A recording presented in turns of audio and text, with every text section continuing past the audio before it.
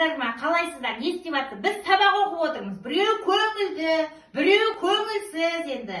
Біреу мына жағында жатыр, үйдің жағдайы барлықтарыңызға белгілі.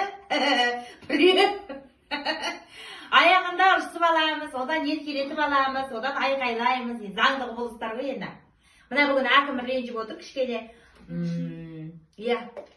Мына жерде ше мұхиттардың тұсындағы өрнектердің мәнін тап, оларды мәнін қоя ғой. Мына мұхиттың мәнін мен білмеймін. Сен білмейсің, мен қайдан білемін, оны айналайын. Анашым, сіз білмейсіз ғой? Енді мен мұғалім болып жаралмаған ғой, мен тілшімін. Мұғалім басқа. Ал енді мына 30 баланың барлығы мұғалімге осындай сұрақ қоя берсе, оның да миы ағады. Балапаннан көрсетілетін уақыты ол аз. Қазіргі кітаптардың сиқы мынау болып отыр, енді бір басқаша әдіспен оқытамыз деп жатыр. Мүмкін олардікі де дұрыс шығар.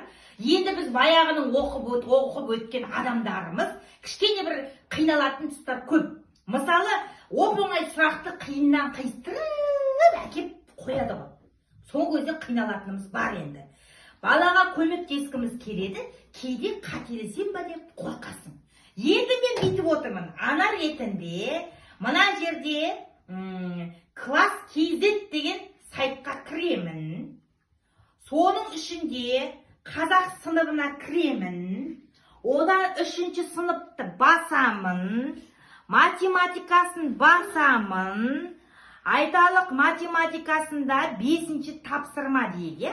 5-ші тапсырманы басамын. Мінекей, үй жұмысының дап-дайын қалай шығарылу керек үлгісі тұр. Бірақ бұны балаға қолынан мәсаған деп беге салуға болмай мәңгүрт болады. Мен бұны өзім көріп аламын, сенімді боламын, қалай шығару керек екенін білемін, қыз қалай шығардық білемін, салыстырамын, өзім білемін, өзіме сенімді боламын. Міне, осындай класс KZ-ке рахмет айтқым келіп отыр.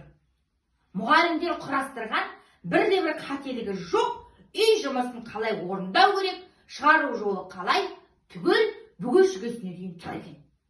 Сіздерге де кеңес беремін, бірден 5-ші сынып, 4-ші сынып аралығындағылардың барлығына осы класс KZ-ке кіресіз, бірақ тегін деп айта алмаймын. Шамамен 2000 теңге.